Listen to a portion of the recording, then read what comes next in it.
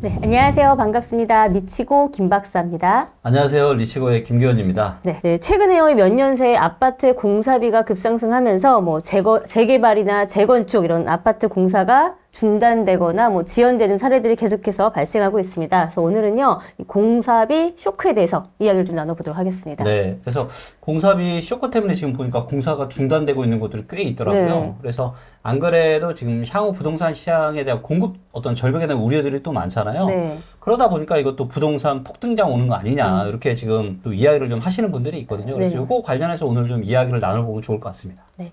대체 얼마나 많은 공사비가 지금 네. 공사가 중단되고 있고 지연되고 있는지 좀 상황을 조금 살펴볼게요. 네. 네. 그 최근 이제 나온 기사에 의하면 공사비 쇼크 때문에 지금 13,000가구 정도가 지금 공급이 스탑됐다고 합니다. 그래서 이제 여기 보시면 이제 건설 자재비와 인건비 상승 때문에 공사비가 이제 급등을 하고 그러다 보니까 뭐냐면은 재건축이나 재개발을 진행하는 이 정비 사업이 있고 시공사가 있을 거잖아요. 네. 그래서 원래 계약을 아마 했을 거예요. 그쵸. 얼마에 공사하기로 했는데 이게 상황이 바뀐 거죠. 그러다 보니까 공사비가, 그러니까 건설사 입장에서는 사실 손해보고 지을 수는 없잖아요. 그쵸. 근데 이제 자재비와 인건비가 올라가니까 공사비, 이거를 이제 정비사업 조합에 이야기를 할 수밖에 없는 거고, 정비사업 조합원 입장에서는 뭐예요? 조합에서는. 더 안 내고 싶지. 공사비가 올라가면은 뭐가 늘어나요? 분담금이 늘어나죠. 그쵸. 그러니까 이게 딱 총액은 정해져 있어. 근데 하나가 올라가니까 누군가는 손해를 봐야 되는 거예요. 그쵸? 그쵸. 그래서 조합원들은 분담금을 더 내야 되니까 아이고 이거 나 못하겠다. 그러다 보니까 지금 계약이 무산되는 사례가 지금 속출하고 있다고 합니다. 자, 그래서 이제 여기 보시면 전국에 정확하게 한 12,800여 가구 정도가 이렇게 계약이 취소가 됐다고 하고요. 네. 자, 서울과 수도권은 지금 한 몇 채 정도 되죠? 5천여 가구. 예, 5천여. 수도권이 지금 한 5천여 가구 정도 된다고 합니다. 그래서 계약 해지까지는 아니지만 공사가 또 잠정적으로 중단된 곳들이 또 있어요. 그래서 이제 그것까지 하면 수치가 더 늘어난다고 합니다. 부산, 광주 이런 지방도 멈춰 있는 상태가 많네요. 그래서 여기 이제 보시면 서울 방화 6구역도 공사비 쇼크로 지금 멈춰 있고요. 그다음 성남 은행 주공, 그다음에 인천 부평의 북의 4구역, 그다음에 부산의 괴정 5구역, 또 광주 신가동의 재개발 지금 4,700가구인데 요게 지금 이제 보시면 시공사와 계약 해지된 사례 해서 이제 집계가 된 내용들인 거죠. 네. 네. 좀 3년 사이에 30% 정도 상승했다고 저는 알고 있는데 네. 진짜 많이 올랐어요. 그러니까요. 왜 이렇게 많이 올랐죠? 그러니까 이게 일단 자재비, 인건비까지 코로나 다. 때 네. 여러 가지 이유가 있는 것 같은데 일단 코로나 때 일단 돈이 너무 많이 풀렸어요. 그러니까 돈이 너무 많이 풀리니까 물건값이 올라갈 수밖에 없죠. 그렇죠. 이게 있었던 것 같고 그 다음에 이제 또 지금은 지정학적으로 서로 막 싸우고 하잖아요. 그러다 보니까 또 원자재 가격이 올라갈 수밖에 없는 이런 상황인 것 같아요. 네. 자, 그래서 여기 이제 보시면은 심지어는 어떤 곳들이 있냐면은 완공이 지금 20% 남았어요. 그러니까 80% 다 지었어. 근데 지금 20%만 더 지으면 되는데 여기도 지금 공사가 중단이 됐습니다.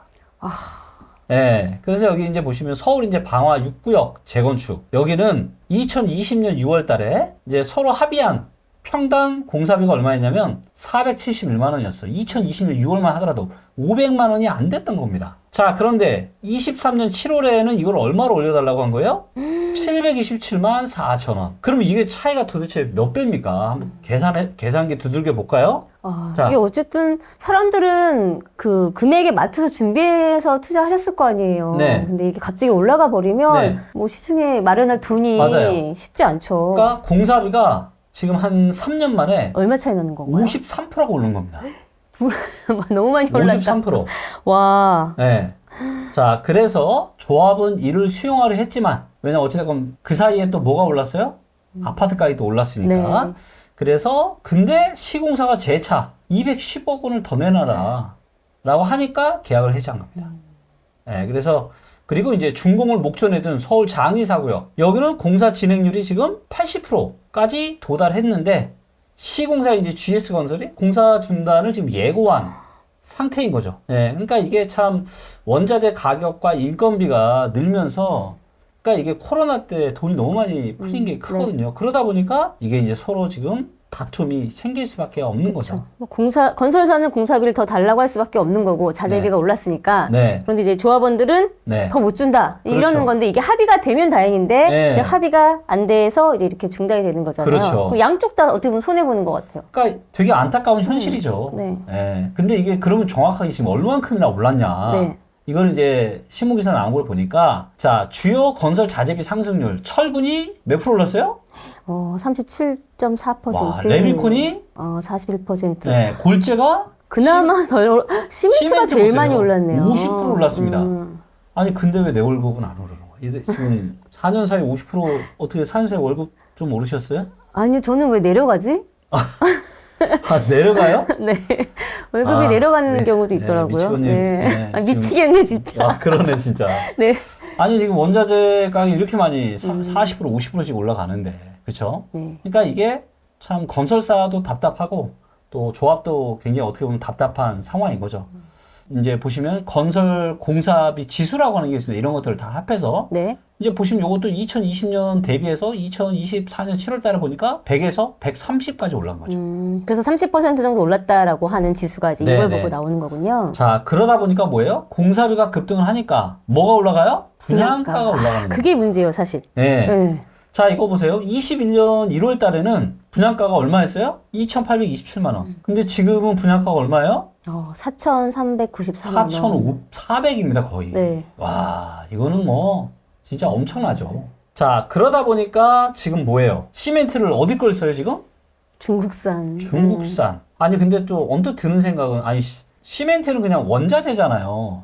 가장 중요한 재료 아닌가요? 어떻게 보면? 근데 뭐 중국에서 나는 시멘트나 한국에서 나는 시멘트나 이거는 뭐 차이가 있을까 싶은데. 근데 이제 중국산을 쓰는 이유가 저렴해서잖아요. 저는 그걸 봤어요. 중국에서 네. 막 뭘 섞어가지고 네. 무너지면 금방 네. 무너지는 아. 이런 재료를 써서 아, 진짜요? 네, 그런 이슈도 있었고 그래서 그리고 또 그런 것도 있는 것 같아요. 약간 중국산에 대한 선입견이라고도 할 수 있는데 그래서 그럼 뭐 분명히 이제 그런 검증을 하겠다라고 밝히긴 했지만 네. 그래도 이 사람들이 중국산 아파트에서 살아 이런 얘기 좀 조심스러운 표현이지만 그렇죠. 그런 건 있을 것 같아요. 맞아요. 네. 자, 근데 이게 사실 이제 공사가 중단되면 조합원들이나 건설사만 답답한 게 아니라 이거를 하려면은 일을 하시는 분들이 있을 거잖아요. 그렇죠. 근데 인건비. 공사가 중단이 되니까 일자리가 어떻게 돼요? 내 일자리가 내가 원래 어디 아파트 공사 현장에 내가 일을 하고 있었어. 근데 얘가 갑자기 중단이 된 거야. 그럼 나 어떻게 해요? 일자리를 잃는 거죠. 그렇죠. 그래서 이제 여기 보시면 내수가 지금 부진해 공사비 급등 때문에 건설 일자리가 지금 8만 개가 증발했다고 합니다. 이것도 심각한 문제가 심각한 되겠구나. 거죠. 네. 네, 그래서 이게 이제 일자리 감소까지 지금 이어지고 있는 이런 상황이고, 그리고 이제 여기 이제 보시면 누가 이제 가장 큰 충격을 받고 있죠? 대한민국의 대표되는 가장들. 예, 50대 네. 남성이 이제 건설업 취업자 감소에서 가장 큰 영향을 지금 받았다. 네, 이런 지금 이야기이고요. 자, 그러다 보니까 이제 내년에 2025년에 1000가구 이상 대단지 입주가 지금 40% 지금 감소한다. 네, 그래서 여기 이제 보시면 1000가구 이상입니다. 물론 대단지들, 대단지. 네. 요게 이제 12년 만에 최저라고 하는데, 이제 보시면 2024년에는 1000가구 이상이 15만 8천 세대 정도 됐습니다. 근데 2025년에는 몇 세대예요? 9만 8천 세대, 10만 세대가 안 많이 되죠. 주네. 네. 그래서 이것만 보면은 37.5%가 지금 감소를 한 겁니다. 네. 네, 그래서 내년부터 새 아파트 입주는 물론 분양까지 크게 줄어들 것으로 보이는 가운데 대단지 공급 감소는 더욱 두드러질 전망이라 수급 불균형에 따른 품귀 예상이 예상된다라고 돼 있습니다. 이런 이야기를 들으니까 어떤 생각이 드세요? 가격이 오르지 않을까? 급등하지 않을까라는 생각이 드는 게 어제 분양가 상승에 대한 것도 언급이 됐고 네. 그 다음에 이제 품귀 현상도 있고, 그 다음에 이제 신축 아파트가 분양가가 오르면 네. 주변 아파트까지도 같이 덩달아 오르잖아요. 그렇죠. 그럼 이제 다 같이 이제 부동산이 또 상승할까? 맞습니다. 이런 생각이 드네요. 네. 그래서 이제 정부에서도 부랴부랴 지금 정책을 또 내놨습니다. 그래서 이제 공사비 3대 안정화 방안 해가지고 26년까지 공사비 상승률을 이제 2% 내외로 관리하겠다. 이렇게 지금 이야기를 하고 있습니다. 주된 내용이 뭐죠? 핵심? 추대 이제 10대 이제 핵심 과제를 이렇게 이야기를 해놨는데, 일단 네. 첫 번째가 이제 원자재 가격이 많이 올라가서 그런 거니까 자재비를 좀 안정화하겠다. 이런 지금 이야기를 하고 있고요. 두 번째는 이제 인력 수급을 또 안정화하겠다. 이런 또 이야기이고요. 그리고 이제 이런 인력 수급 안정화에 이제 여기 이제 보시면 또 외국 인력, 그쵸? 이런 것들 되어 있고, 그다음 공공조달 제도를 개선하겠다. 이렇게 지금 해서 좀 이제 공사비 급등에 대한 이런 우려를 좀 완화시키려고 하고 있는 것 같습니다. 어쨌든 정부에서는 이제 공사비를 잡겠다고 내놓은 정책인데 네. 조금 뭐 너무 늦은 게 아닌가라는 지적도 나오긴 하더라고요. 그렇죠. 거기에 또 지금 뭐 해외 시멘트 수입은 실효성이 좀 떨어진다. 그렇기 때문에 뭐 여기 이제 보시면 자재비 안정화에 이제 해외 시멘트 이거 이제 그게 이제 약간 중국산 시멘트잖아요. 근데 그래 봐야 이거는 공사비 부담이 여전할 거다. 좀 이런 이야기를 하고 있고, 그 다음에 그동안도 사실 시멘트 수입이 안 됐던 게 아니에요. 할 수 있었어요. 근데 시멘트를 중국에서 예를 들어서 갖고 왔어요. 그럼 이걸 어디다 내가 저장해야 될 거 아니에요. 그리고 또 중국에서 운반해야 될 거 아니에요. 그러니까 이런 거까지 고려를 하면은 국산이랑 비교했을 때 그렇게 가격 경쟁이 별로 없었다라는 거죠. 네. 그것도 그렇고 지금 또 우리가 친환경이 워낙에 중요한 이슈였잖아요. 그래서 그거에 맞춰서 그렇죠. 이렇게 준비했던 기업들 입장에서는 갑자기 맞아요. 이렇게 해버리면 뭐야 나 여지껏 열심히 친환경에 맞춰서 했는데 네. 우리 재료 안 쓰면 어떡해라고 또 할 수 그렇죠. 있을 것 같아요. 맞아요. 그리고 또 소비자 입장에서도 아 이거 중국 시멘트로 지은 아파트를 한다. 우리가 알게 됐다. 네. 아무래도 찝찝하죠. 사실 그게 선입견이긴 해도 찝찝할 것 같긴 해요. 그러니까 뭐 실제로는 안 그럴 수 있지만 네. 품질 차이가 별로 없을 수 있지만 저 같아도 왠지 아 이 아파트가 이게 중국산 네. 이 시멘트로 했다? 네. 뭔가 찝찝할 것 같아요. 이거 방송 네. 중국에 안 나. 괜찮아요?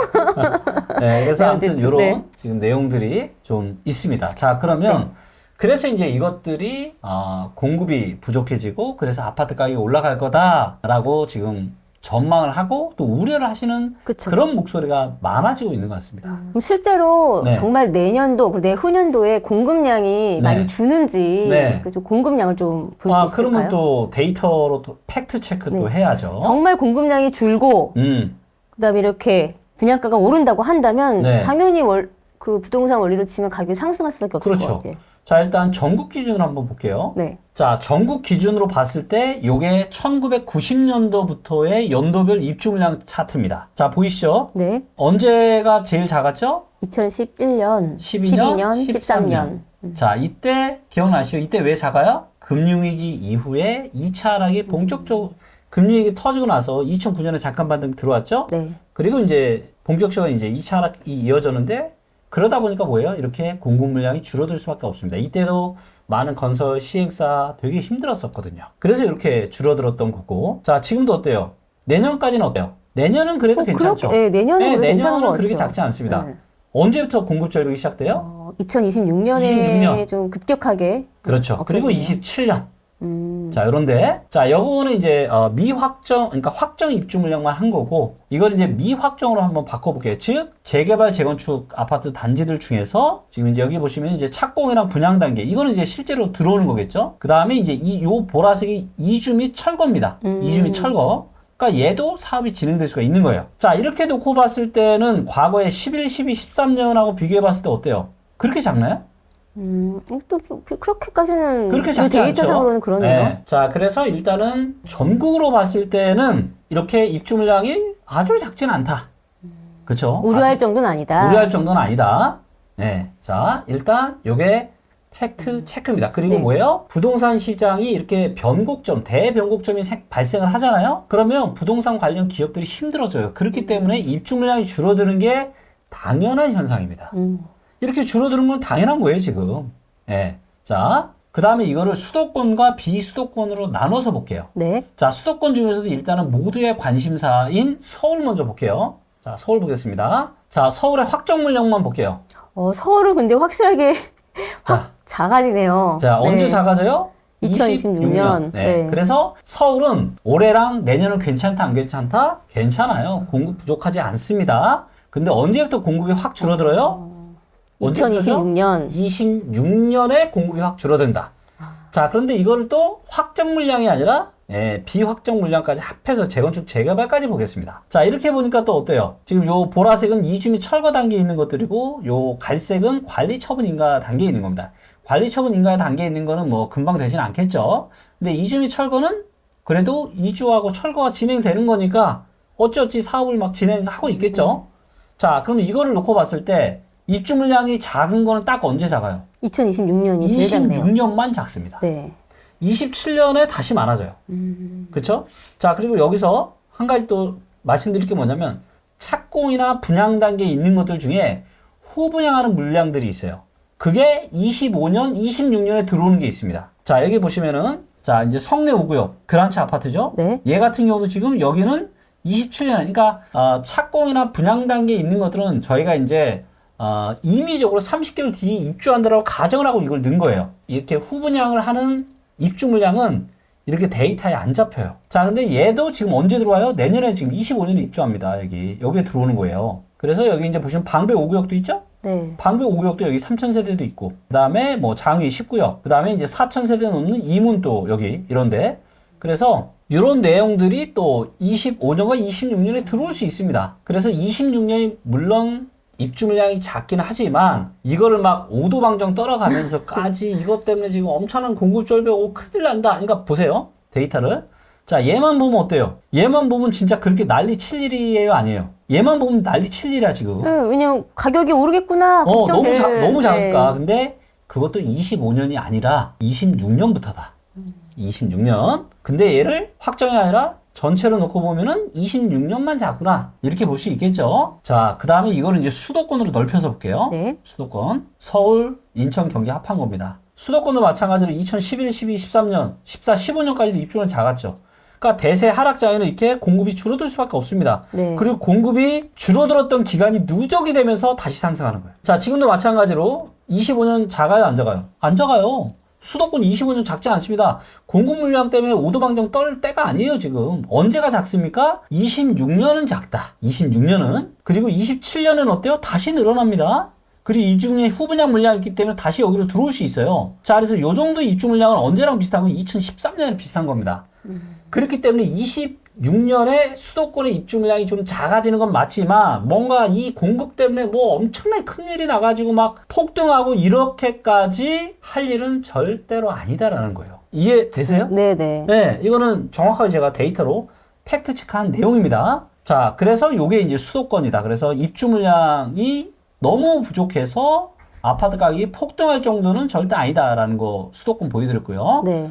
자, 지방도 좀 이번에는 볼까요? 지방만 네. 보겠습니다. 자, 일단 지방에서 말씀드릴 건 뭐냐면, 자, 여기에서 원이 이렇게 빨간색으로 입주 물량이 많은 거예요. 거기가 충남, 충북, 대전. 여기는 좀 많아요. 근데 나머지 전북이나 강원도나 경북이나 대구나 경남이나 울산, 부산 여기는 어때요? 입주 물량이 많지 않습니다. 네, 그렇기 때문에 이렇게 입주 물량이 많지 않은 지역은 뭐예요? 올라간다라는 겁니다. 근데 일단 지방을 통틀어서 제가 한번 볼게요. 자, 지방은 어때요? 가면 갈수록 공급 물량이 줄어들죠. 네. 그리고 지방도 2011, 12년 이때 어땠어요? 공급 줄어들었죠? 근데 지방은 이때 2009년부터 9, 10, 11, 12, 13년까지 대세 상승한 지역이 아주 많았습니다. 왜냐면 이 당시에 지방은 저평가였거든요. 지금도 마찬가지입니다. 제가 일부 지방 앞으로 좋아질 지역 얘기하죠? 울산?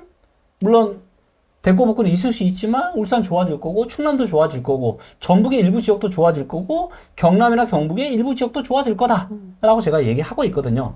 그리고 이제 보시면 공급에 대한 우려도 그렇게 많지 않습니다. 네, 그래서 갈수록 줄어들어요. 네. 네, 그래서 줄어들지만 이것 때문에 엄청난 급등은 아니에요. 자, 그리고 마지막으로 제가 또 말씀드리고 싶은 게 뭐냐면은 자, 내용을 한번 정리를 해볼게요. 네. 자, 일단 공사비 쇼크 때문에 지금 뭐가 증가하고 있죠? 중단하는 사업장이 증가하고 있다. 그렇죠. 네. 자, 그러다 보니까 어떤 우려가 생기는 거예요? 공급 물량 감소 우려. 근데 그렇게 얘기하시는 분들 중에 정확한 데이터 팩트 가지고 얘기하시는 분 보셨어요? 저는 본 적이 없습니다. 그리고 데이터 가지고 이야기해도 그거는 뭐예요? 확정 물량만 가지고 이야기를 한다라는 거예요. 전체 데이터가 있는데 이 데이터 일부만 가지고 시장을 보니까 왜? 그분들이 접할 수 있는 데이터가 뭐겠어요? 여기저기서 만든 데이터 아니겠어요? 그렇죠. 근데 리츠고의 김기호는 뭐예요? 이거를 개발자들과 해서 이런 미확정된 입주 물량까지 하는 거는 저는 딴 데서는 저는 본 적이 없거든요. 어디 있을 수 있지만 네. 이 데이터는 쉽게 못 구해요. 못 구합니다. 어렵기 때문에. 근데 그것까지 보니까 그리고 역사적으로 보니까 그렇게 심각한 우려는 아니다. 그래서 뭐예요? 공급이 부족해서 부동산 폭등한다. 이거는 뭐다? 이거는 그냥 이런 거예요. 성격이 좋으니까 이 남자랑 결혼하면은 나 행복하게 살 수 있을 거야 라고 생각하는 거랑 똑같아요. 자, 그럴 수도 있고 아닐 수도 있죠. 성격만 좋은 분하고 결혼할 수 있으세요? 나만 사랑해 주는데 그럴 순 없죠. 그럴 수는 없잖아요. 예. 그러니까 어떤 공급에 대한 이쪽 사이드만 가지고 이야기하시는 절대 들으시면 안 되고요. 그리고 또 정부에서도 공사비 3대 안정화 방안이나 이런 것들 하고 있고, 물론 수습에 낮췄죠. 현실적으로 조금 실효성에 대한 의문이 있긴 하지만 네. 어쨌든 정부 정책도 하고 있고. 자, 그리고 팩트를 다시 한번 정리해 드리면 26년에는 어느 정도 공급 부족은 맞다. 근데 이것 때문에 막 엄청난 폭등이 오고 이것까지는 절대 아니다라는 거예요. 그리고 가격에 영향을 미치는 건요, 공급 말고도 많습니다. 수요도 있고 글로벌 경제도 있고 많아요. 그렇죠. 그렇기 때문에 공급 하나 가지고 향후에 아파트 뭐 급등, 대세 상승장 온다, 이런 이야기에 절대로 현혹되지 않으시기를 바랍니다. 네. 저도 이제 공급이 부족해지면 향후에 좀 가격이 상승하니까 좀 접근 투자를 해야 되지 않을까라는 생각을 좀 살짝 했었는데, 네. 그렇게까지, 일희일비할 정도의 네. 영향을 주지 않을 것 같다라는 네. 얘기인 것 같아요. 네. 네. 네, 오늘은요, 이 공사비 쇼크로 인한 현황, 그리고 향후에 이로 인해서 공급량에 대해서 부동산 시장이 어떻게 바뀔지 이런 얘기를 함께 나눠봤습니다. 좋은 말씀 감사합니다. 네, 고맙습니다.